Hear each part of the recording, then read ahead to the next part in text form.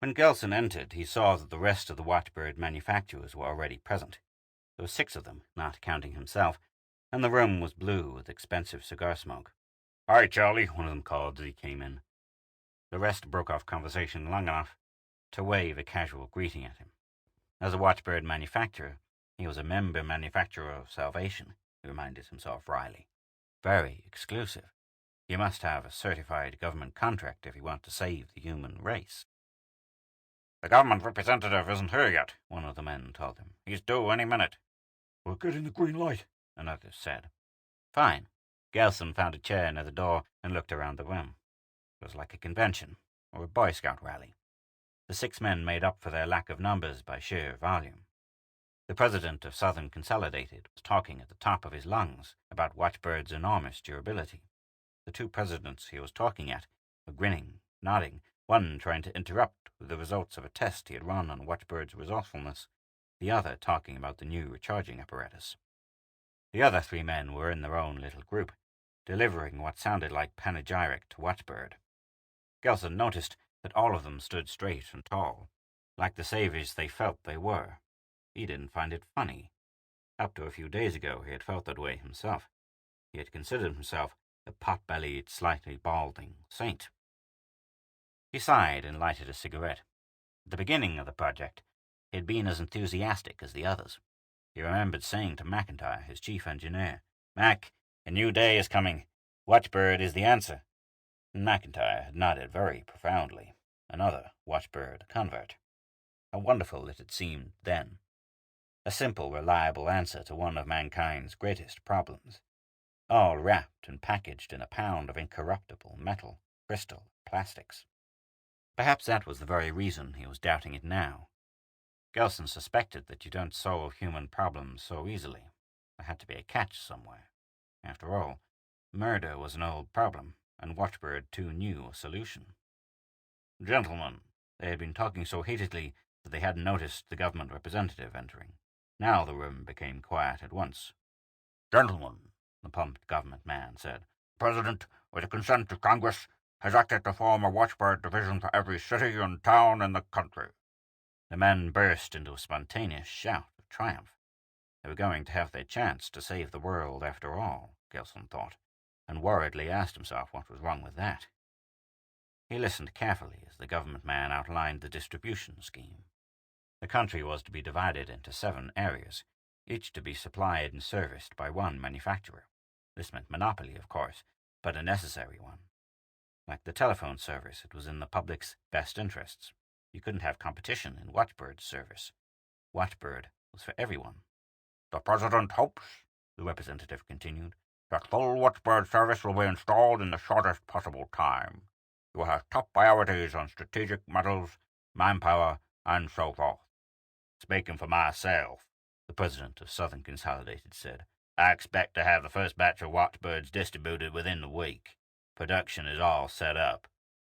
The rest of the men were equally ready. The factories had been prepared to roll out the Watchbirds for months now. The final standardized equipment had been agreed upon, and only the presidential go-ahead had been lacking. "Fine," the representative said. "If that is all, I think we can—" "Is there a question?" "Yes, sir," Gelson said. "I want to know if the present model is the one we're going to manufacture." "Of course," the representative said. "It's the most advanced." "I have an objection." Gelson stood up. His colleagues were glaring coldly at him. Obviously, he was delaying the advent of the Golden Age. "What is your objection?" the representative asked. "First, let me say that I am 100% in favor of machine to stop murder. It's been needed for a long time. I object only to the Watchbird's learning circuits. They serve, in effect, to animate the machine and give it a pseudo-consciousness. I can't approve of that." "But, Mr. Gelson, you yourself testified that the Watchbird would not be completely efficient unless such circuits were introduced. Without them, the Watchbirds could stop only an estimated 70% of murders." "I know that," Gelson said, feeling extremely uncomfortable. "I believe there might be a moral danger in allowing a machine to make decisions that are rightfully man's," he declared, doggedly. "Oh, come now, Gelson," one of the corporation presidents said. "It's nothing of the sort. The Watchbird will only reinforce the decisions made by honest men from the beginning of time." "I think that is true," the representative agreed. "But I understand how Mr. Gelson feels. It is sad that we must put a human problem into the hands of a machine, sadder still that we must have a machine enforce our laws. But I ask you to remember, Mr. Gotham, that there is no other possible way of stopping a murderer before he strikes. It would be unfair to the many innocent people killed every year if we were to restrict Watchbird on philosophical grounds. Don't you agree that I'm right?" "Yes, I suppose I do," Gelson said unhappily. He had told himself all that 1,000 times. Something still bothered him. Perhaps he would take it up with McIntyre. As the conference broke up, a thought struck him. He grinned. A lot of policemen were going to be out of work. "Now, what do you think of that?" Officer Celtrix demanded. 15 years in homicide and a machine is replacing me. He wiped a large red hand across his forehead and leaned against the captain's desk. "Ain't science marvelous?" 2 other policemen, late of homicide, nodded glumly. "Don't worry about it," the captain said. "We'll find a home for you in larceny, Celtrix. You'll like it here." "I just can't get over it," Celtrix complained. "A lousy little piece of tin and glass is going to solve all the crimes." "Not quite," the captain said. "The Watchbirds are supposed to prevent the crimes before they happen." "And how'll they be crimes?" one of the policemen asked. "I mean, they can't hang you for murder until you commit one, can they?" "That's not the idea," the captain said. "The Watchbirds are supposed to stop a man before he commits a murder." "And no one arrests him?" Celtrix asked. "I don't know how they're going to work that out," the captain admitted. The man was silent for a while. The captain yawned and examined his watch. "The thing I don't understand," Celtrix said, still leaning on the captain's desk, "is just how do they do it? How did it start, Captain?" The captain studied Celtrix's face for possible irony. After all, Watchbird had been in the papers for months. But then he remembered that Celtrix, like his sidekicks, rarely bothered to turn past the sports pages. "Well," the captain said, trying to remember what he had read in the Sunday supplements, "his scientists were working on criminology. They were studying murderers to find out what made them tick. But they found that murderers throw out a different sort of brainwave from ordinary people. And their glands act funny, too. Now this happens when about to commit a murder. So these scientists worked out a special machine to flash red or something when these brainwaves turned on." "Scientists," Celtrix said bitterly. "Well, after the scientists had this machine, they didn't know what to do with it. It was too big to move around, and murderers didn't drop in often enough to make it flash. So they built it into a smaller unit and tried it out in a few police stations. I think they tried one upstate, but it didn't work so good. You couldn't get to the crime in time. That's why they built the Watchbirds." "I don't think they'll stop no crimes," one of the policemen insisted. "They sure will. I read the test results.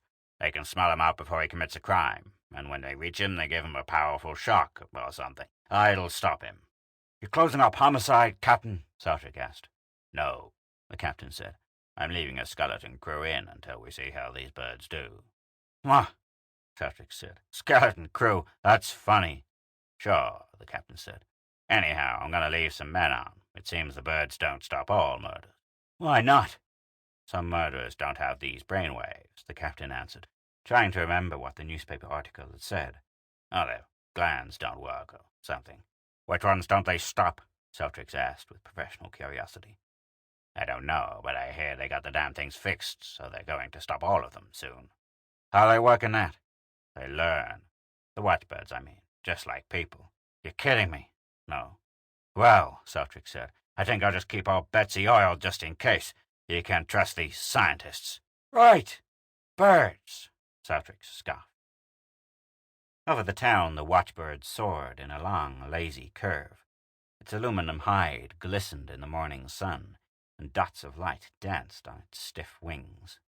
Silently it flew. Silently, but with all senses functioning. Built-in kinesthetics told the Watchbird where it was, and held it in a long search curve. Its eyes and ears operated as one unit, searching, seeking. And then something happened. The Watchbird's electronically fast reflexes picked up the edge of a sensation. A correlation sensor tested it, matching it with electrical and chemical data in its memory files. A relay tripped. Down the Watchbird spiraled, coming in on the increasingly strong sensation. It smelled the outpouring of certain glands, tasted a deviant brainwave. Fully alerted and armed, it spun banked in the bright morning sunlight. Denelli was so intent he didn't see the Watchbird coming.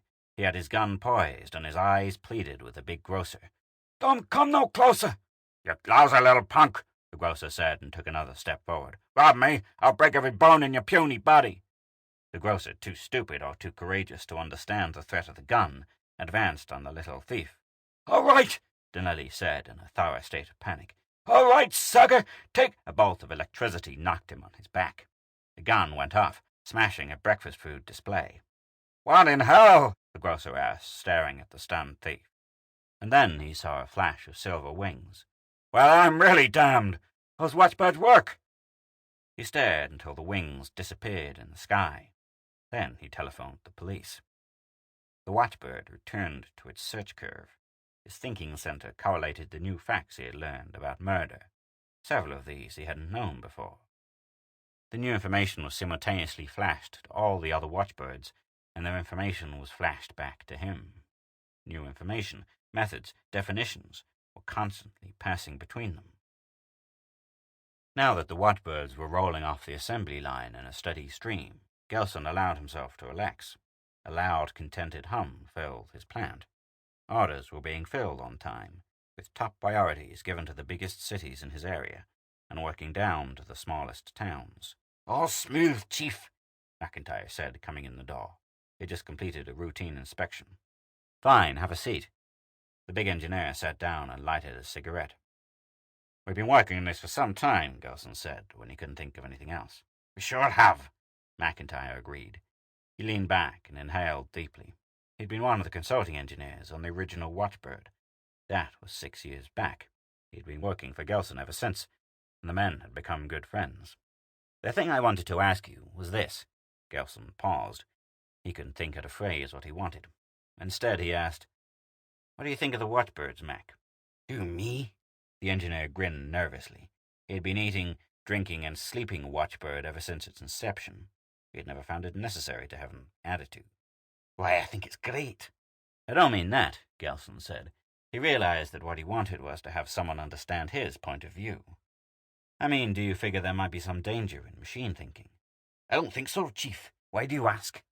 Look, I'm no scientist or engineer. I've just handled cost and production and let you boys worry about how. But as a layman, Watchbird is starting to frighten me. No reason for that?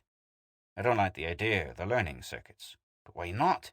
Then McIntyre grinned again. I know. You're like a lot of people, Chief. Afraid your machines are going to wake up and say, What are we doing here? Let's go out and rule the world. Is that it? Maybe something like that, Gelson admitted. No chance of it, McIntyre said. The Watchbirds are complex, I'll admit, but an MIT calculator is a whole lot more complex, and it hasn't got consciousness. No, but the Watchbirds can learn. Sure, so can all the new calculators. Do you think they'll team up with the Watchbirds? Gelson felt annoyed at McIntyre, and even more annoyed at himself for being ridiculous. It's a fact that the Watchbirds can put their learning into action. No one is monitoring them. So that's the trouble, McIntyre said. I've been thinking of getting out of Watchbird. Gelson hadn't realized it until that moment. Look, Chief, McIntyre said. Will you take an engineer's word on this? Let's hear it.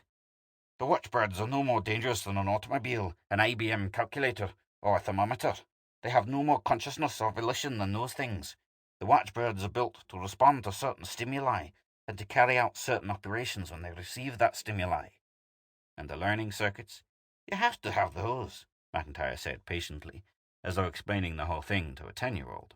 The purpose of the Watchbird is to frustrate all murder attempts, right? Will only certain murderers give out these stimuli? In order to stop all of them, the Watchbird has to search out new definitions of murder and correlate them with what it already knows. I think it's inhuman, Gelson said. That's the best thing about it. The Watchbirds are unemotional. Their reasoning is non-anthropomorphic. You can't bribe them or drug them. You shouldn't fear them either. The intercom on Gelson's desk buzzed. He ignored it. I know all this, Gelson said. But still, sometimes, I feel like the man who invented dynamite. Thought it would only be used for blowing up tree stumps. You didn't invent Watchbird. I still feel morally responsible because I manufacture them. The intercom buzzed again, and Gelson irritably punched a button. The reports are in on the first week of Watchbird operations, his secretary told him. How do they look? Wonderful, sir. Send them in 15 minutes. Gelson switched the intercom off and turned back to McIntyre, who was cleaning his fingernails with a wooden match. Don't you think that this represents a trend in human thinking? The the mechanical God, the electronic father.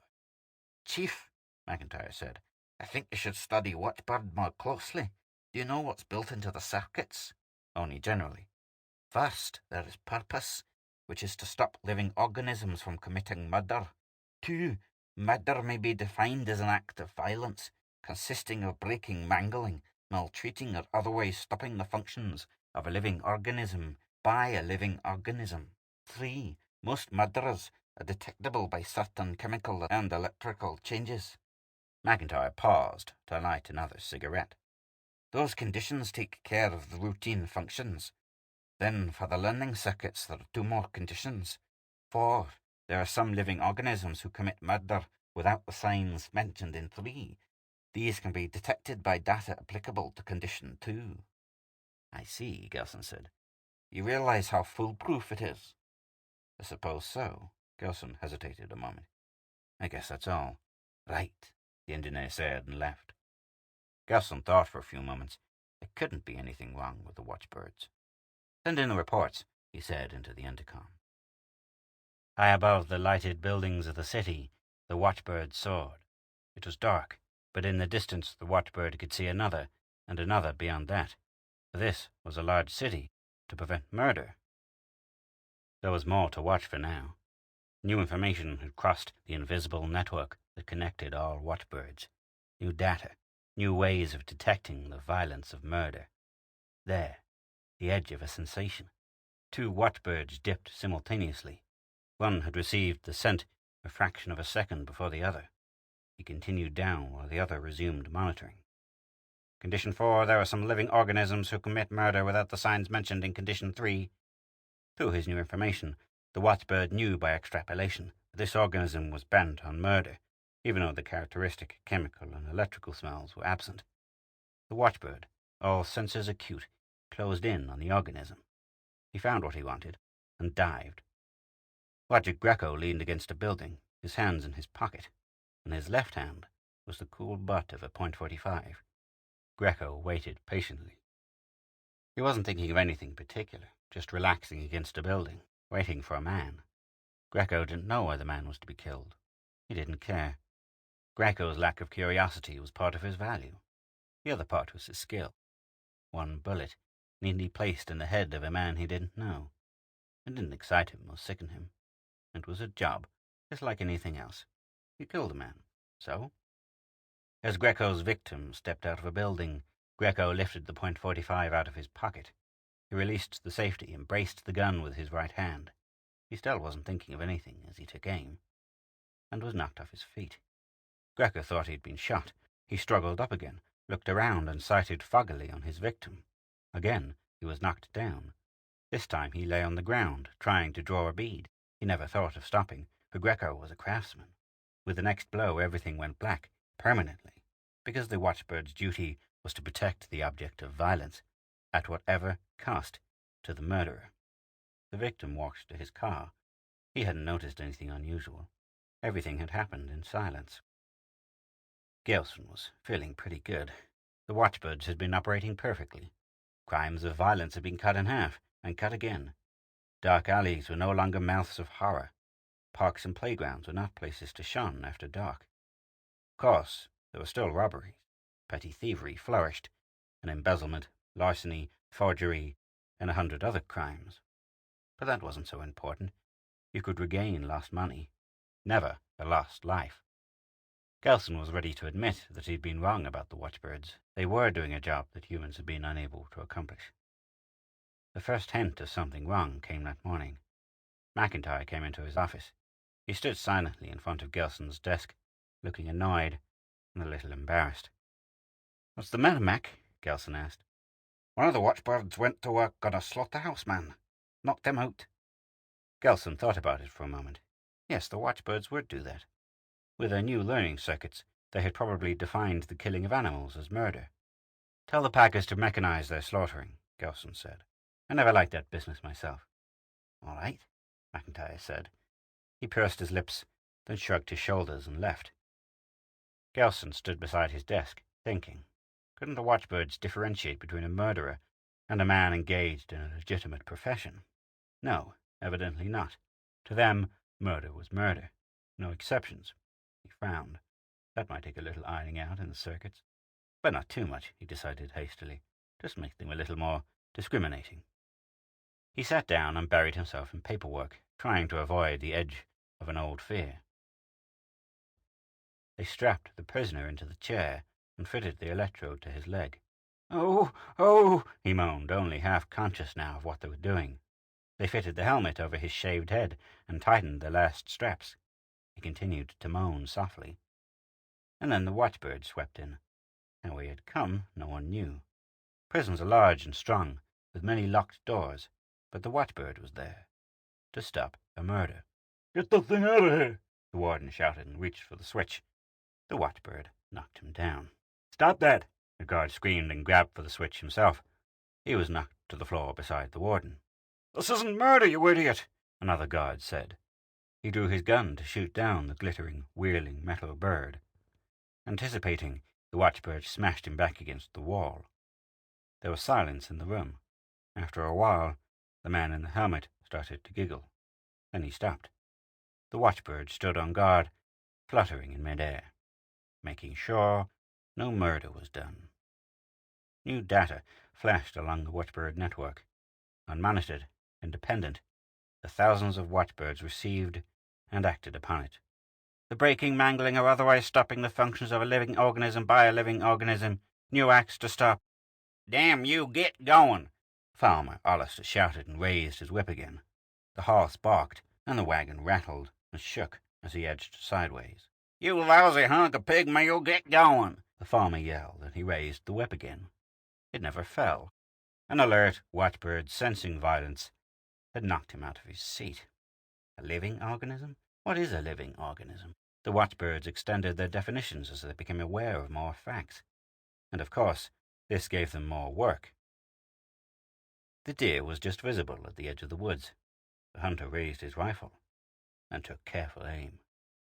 He didn't have time to shoot. With his free hand, Gelson mopped perspiration from his face. "All right," he said into the telephone.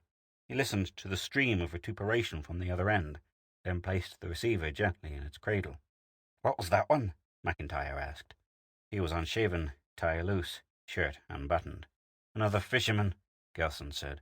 "It seems the Watchbirds won't let him fish, even though his family is starving. What are we going to do about it, he wants to know."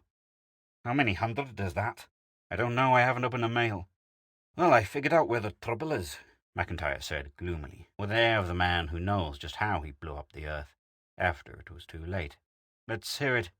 "Everybody took it for granted that we wanted all murder stopped. We figured the Watchbirds would think as we do. We ought to have qualified the conditions."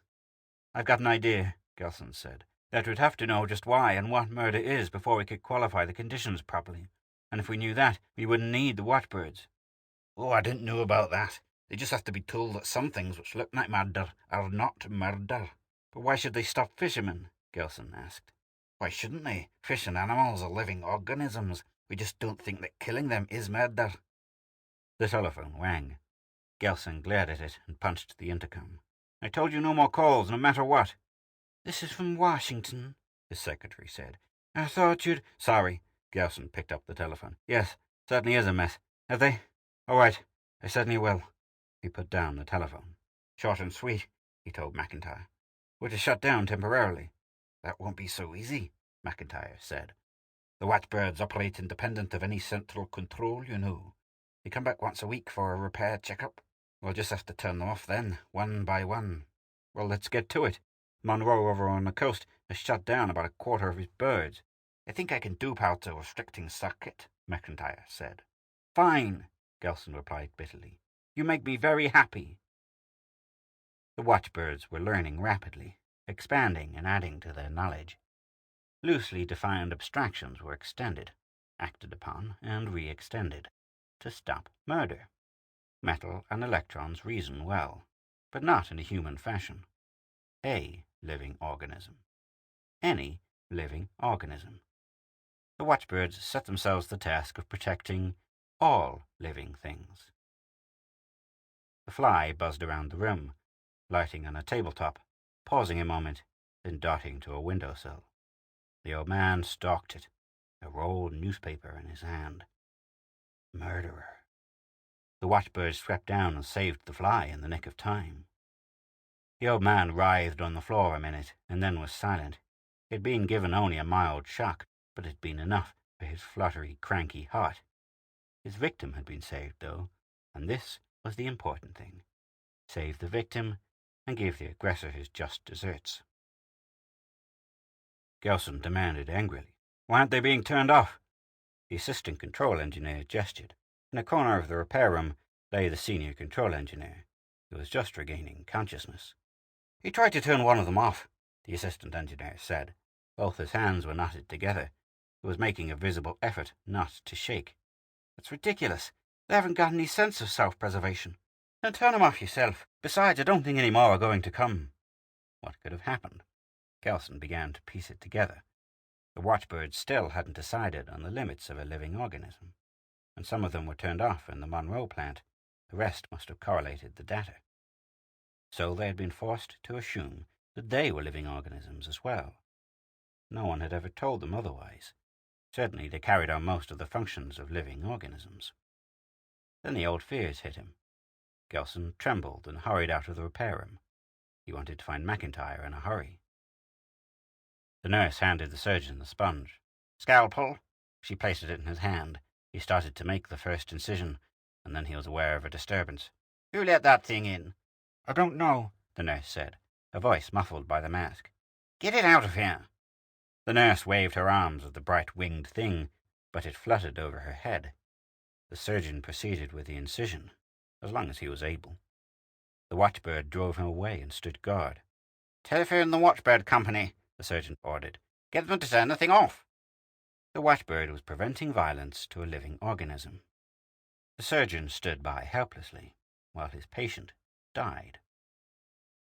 Fluttering high above the network of highways, the watchbird watched and waited. It had been constantly working for weeks now, without rest or repair. Rest and repair were impossible, because the watchbird couldn't allow itself, a living organism, to be murdered, and that was what happened when watchbirds returned to the factory. There was a built-in order to return after the lapse of a certain time period, but the watchbird had a stronger order to obey: preservation of life, including its own.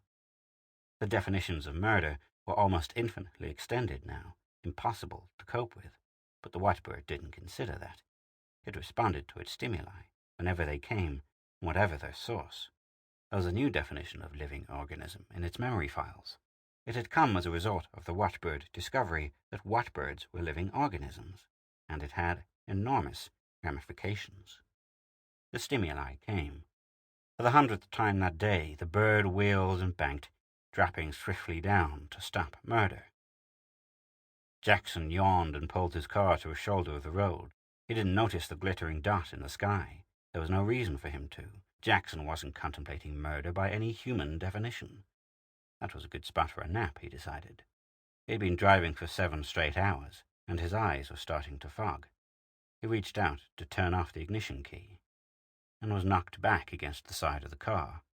"What in hell's wrong with you?" he asked indignantly. "All I want to do is—" He reached for the key again, and again he was smacked back. Jackson knew better than to try a third time. He had been listening to the radio and knew what the watchbirds did to stubborn violators. "You mechanical jerk," he said to the waiting metal bird. "Car's not alive. I'm not trying to kill it." But the watchbird only knew that a certain operation resulted in stopping an organism. The car was certainly a functioning organism. Wasn't it of metal, as were the watchbirds? Didn't it run? McIntyre said, "Without repairs, they'll run down." He shoved a pile of specification sheets out of his way. "How soon?" Gelson asked. 6 months to a year. Say a year, barring accidents." "A year," Gelson said. "In the meantime, everything is stopping dead. Do you know the latest?" "What?" "The watchbirds have decided that the earth is a living organism.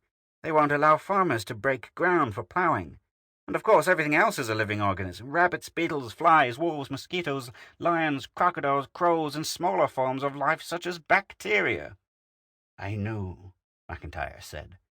"And you tell me they'll wear out in 6 months or a year. What happens now? What are we going to eat in 6 months?" The engineer rubbed his chin. "We'll have to do something quick and fast. Ecological balance has gone to hell. Fast isn't the word. Instantaneously would be better. Gilson lighted his 35th cigarette for the day. At least I have the bitter satisfaction of saying I told you so, although I'm just as responsible as the rest of the machine-worshipping fools. McIntyre wasn't listening. He was thinking about watchbirds. Like the rabbit plague in Australia. The death rate is mounting, Gelton said. Famine and floods. Can't cut down trees. Doctors can't... What was that you said about Australia? The rabbits, McIntyre repeated. Hardly any left in Australia now.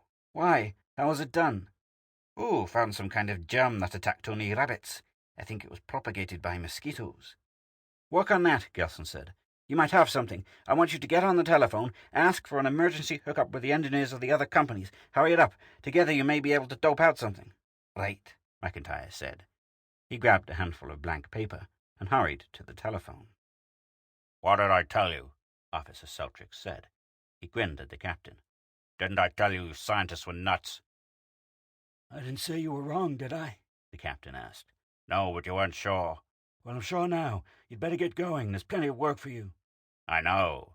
Seltrick drew his revolver from its holster, checked it, and put it back. Are all the boys back, Captain? All? The captain laughed humorlessly. Homicide has increased by 50%. There's more murder now than there's ever been. Sure, Seltrick said. The watchbirds are too busy guarding cans and slugging spiders. He started toward the door, then turned for a parting shot. Take my word, Captain. Machines are stupid. The captain nodded. Thousands of watchbirds trying to stop countless millions of murders. A hopeless task. But the watchbirds didn't hope. Without consciousness, they experienced no sense of accomplishment, no fear of failure. Patiently, they went about their jobs, obeying each stimulus as it came. They couldn't be everywhere at the same time, but it wasn't necessary to be. People learned quickly what the watchbirds didn't like and refrained from doing it. It just wasn't safe. With their high speed and super-fast senses, the watchbirds got around quickly. And now they meant business. In their original directives, there had been a provision made for killing a murderer, if all other means failed. Why spare a murderer? It backfired. The watchbirds extracted the fact that murder and crimes of violence had increased geometrically since they had begun operation. This was true because their new definitions increased the possibilities of murder. But to the watchbirds, the rise showed that the first methods had failed. Simple logic. If A doesn't work, try B. The watchbirds, shocked to kill. Slaughterhouses in Chicago stopped, and cattle starved to death in their pens because farmers in the Midwest couldn't cut hay or harvest grain. No one had told the watchbirds that all life depends on carefully balanced murders.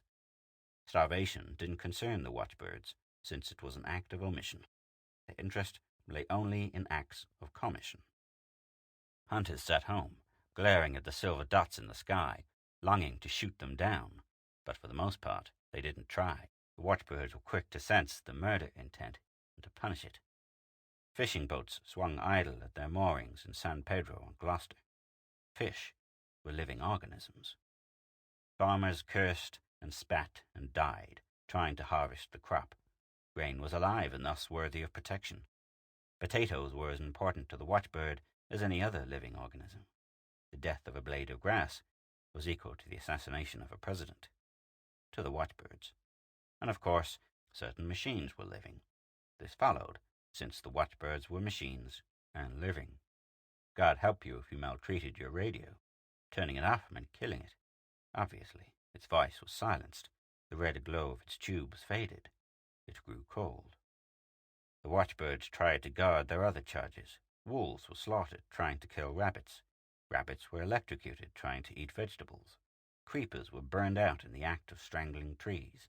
A butterfly was executed, caught in the act of outraging a rose. This control was spasmodic because of the fewness of the watchbirds. 1 billion watchbirds couldn't have carried out the ambitious project set by the thousands. The effect was of a murderous force, 10,000 bolts of irrational lightning raging around the country, striking 1,000 times a day. Lightning which anticipated your moves and punished your intentions. Gentlemen, please, the government representative begged. We must hurry. The 7 manufacturers stopped talking. "Before we begin this meeting formally," the president of Monroe said, "I want to say something. We do not feel ourselves responsible for this unhappy state of affairs. It was a government project. The government must accept the responsibility, both moral and financial." Gelson shrugged his shoulders. It was hard to believe that these men, just a few weeks ago, had been willing to accept the glory of saving the world.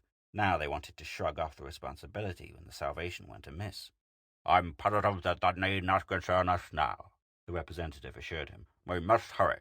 Your engineers have done an excellent job. I am proud of the cooperation you have shown in this emergency. You are hereby empowered to put the outlined plan into action." "Wait a minute," Gelson said. "There is no time." "The plan's no good." "Don't you think it'll work?" "Of course it'll work, but I'm afraid the cure will be worse than the disease." The manufacturers looked as though they would have enjoyed throttling Gelson. He didn't hesitate. "Haven't we learned yet?" he asked. "Don't you see that you can't cure human problems by mechanization?" "Mr. Gelson," the president of Monroe said, "I would enjoy hearing you philosophize, but unfortunately people are being killed. Crops are being ruined. There is famine in some sections of the country already. The watchbirds must be stopped at once. Murder must be stopped, too. I remember all of us agreeing on that. But this is not the way." "What would you suggest?" the representative asked. Gelson took a deep breath. What he was about to say took all the courage he had. "Let the watchbirds run down by themselves," Gelson suggested.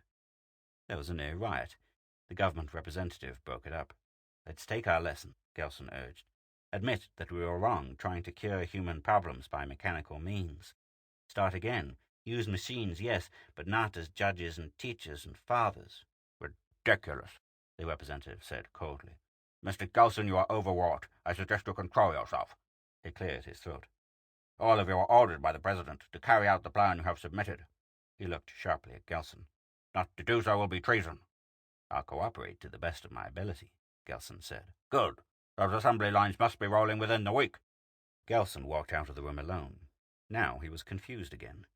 Had he been right, or was he just another visionary? Certainly he hadn't explained himself with much clarity. Did he know what he meant? Gelson cursed under his breath. He wondered why he couldn't ever be sure of anything. Weren't there any values he could hold on to? He hurried to the airport and to his plant. The Watchbird was operating erratically now. Many of its delicate parts were out of line, worn by almost continuous operation. But gallantly it responded when the stimuli came. A spider was attacking a fly. The Watchbird swooped down to the rescue. Simultaneously it became aware of something overhead. The Watchbird wheeled to meet it. There was a sharp crackle, and a power bolt whizzed by the Watchbird's wing. Angrily it spat a shock wave. The attacker was heavily insulated. Again it spat at the Watchbird. This time a bolt smashed through a wing. The Watchbird darted away, but the attacker went after it in a burst of speed, throwing out more crackling power. The Watchbird fell, but managed to send out its message. Urgent. A new menace to living organisms, and this was the deadliest yet. Other Watchbirds around the country integrated the message. Their thinking centers searched for an answer. "Well, Chief, they bagged 50 today," McIntyre said, coming into Gelson's office. "Fine," Gelson said, not looking at the engineer. "Not so fine." McIntyre sat down. "Lord, I'm tired. It was 72 yesterday." "I know." On Gelson's desk were several dozen lawsuits, which he was sending to the government with a prayer. "They'll pick up again, though," McIntyre said confidently. "The Hawks are especially built to hunt down watchbirds. They're stronger, faster, and they've got better armor. We really rolled them out in a hurry, huh?" "We sure did." "The watchbirds are pretty good, too," McIntyre had to admit. "They're learning to take cover. They're trying a lot of stunts. Each one that goes down tells the others something." Gelson didn't answer. "But anything the watchbirds can do, the Hawks can do better," McIntyre said cheerfully. "The Hawks have special learning circuits for hunting. They're more flexible than the watchbirds." They learn faster. Gelson gloomily stood up, stretched and walked to the window. The sky was blank. Looking out, he realized that his uncertainties were over. Right or wrong, he had made up his mind. "Tell me," he said, still watching the sky, "what will the Hawks hunt after they get all the watchbirds?" "Huh?" McIntyre said. "Why?" "Just to be on the safe side, you'd better design something to hunt down the Hawks. Just in case, I mean." "You think All I know is that the hawks are self-controlled. So were the watchbirds. Remote control would have been too slow, the argument went on. The idea was to get the watchbirds and get them fast. That meant no restricting circuits. We could dope something out, McIntyre said uncertainly. You've got an aggressive war machine up in the air now, a murder machine. Before that it was an anti-murder machine. Your next gadget will have to be even more self-sufficient, won't it? McIntyre didn't answer. I don't hold you responsible, Gilson said. It's me. It's everyone. In the air outside was a swift-moving dot. That's what comes, said Gilson, of giving a machine the job that was our own responsibility. Overhead, a hawk was zeroing in on a watchbird. The armoured murder machine had learned a lot in a few days. Its sole function was to kill. At present, it was impelled toward a certain type of living organism, metallic like itself. But the hawk had just discovered that there were other types of living organisms too, which had to be murdered.